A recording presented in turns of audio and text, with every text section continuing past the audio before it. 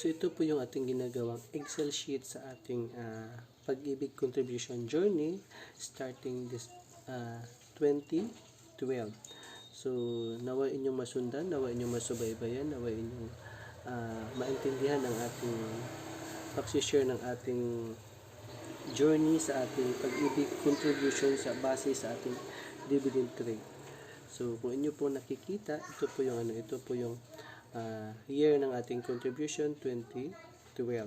So sa 12 po ang ang dividend rate po is ang dividend na ating kinita is 66.72. So ayan po yung ating kinita. So sa ating 2013 meron po tayong kinita na 117. Ngayon naman sa ating 2014, meron po tayong 325.77. So pagdating naman nating 2015, meron tayong 488.49. So sa 2016, nagiging 852.59. So sa 2017 naman, nagiging 1488.03. And then sa 2018, nagiging 1771.33. Then 2019, nagiging 1844.56.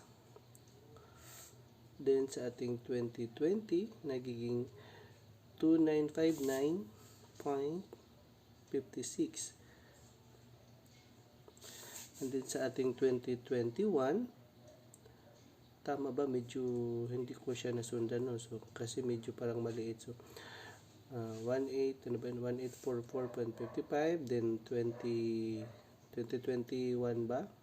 Nagiging 2595. Ano ba to? Medyo maliit siya, so hindi ko siya masyadong nasundan. So correct me if I'm wrong. Then 2022 po, nagkaroon po tayo ng 4,222.21. So ipapaliwanag lang po natin na bakit po ganito ang sistema ng ating pagkakalculate, kasi nga ang every year po, tulad halimbawa ng 2012, ang forecasting niya is 2013 by March or by April. So ganun din, magpo-forecast sila late. So kung inyo pong napapansin, 2 taon po ang nandyan na, let's say 2023 and 2024. So ang interest po niya is parehong 0.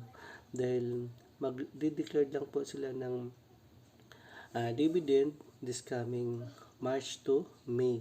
So antabayanan lang po natin kung kailan po tayo makakaroon ng ating dividend. So, kaya dalawang taon po ang nakalagay natin dyan na 0 dahil nga 2024 na po tayo ngayong taon, January 26, 2024. So, ibig sabihin po wala na po tayong kasi simula ng taon ng buwan ng 2024. So, ibig sabihin mag-aantay pa po tayo ng forecasting ng kanilang dividend rate. So, sa 2023. So, sa 2024 naman, this year, mag-aabang po tayo ng next year ng 2025 sa tawag dito sa ganun din March to May ang ating antabayanan. So diyan natin makikita, ituloy-tuloy pa rin natin ang ating journey diyan sa ating journey ng ating pag-ibig contribution. So inabot na po tayo ng a total of 118 months sa ating paghuhulog. So 2 buwan na lang para magiging 120 months, which is katumbas into 10 years. So, sa mga bago pa sa ating channel, paki-follow, paki-like, paki-share. Don't forget to click the notification para magiging updated pa po kayo sa ating mga susunod na video. Jinjuana Patindol po. Stay safe. God bless. And sa ang panig man kayo ng mundo, naway nasa mabuting kalagayan tayong lahat. Naway patuloy pa rin kayo sa ating paghuhulog ng ating pag-ibig contribution, kasi malaking bagay po ito pagdating ng araw. Hindi man siya ganun ka-stable katulad ng sa SSS natin, pero malaking bagay po ito, malaking tulong po ito pagdating ng panahon.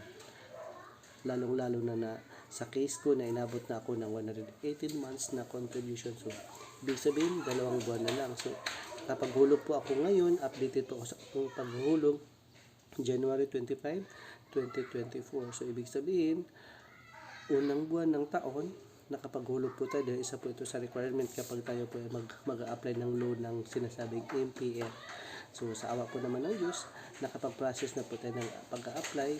So mag-aantay na lang po tayo ng 3 to 5 working days kung totoong papasok sa ating ATM sa which is yung Loyalty Card Plus.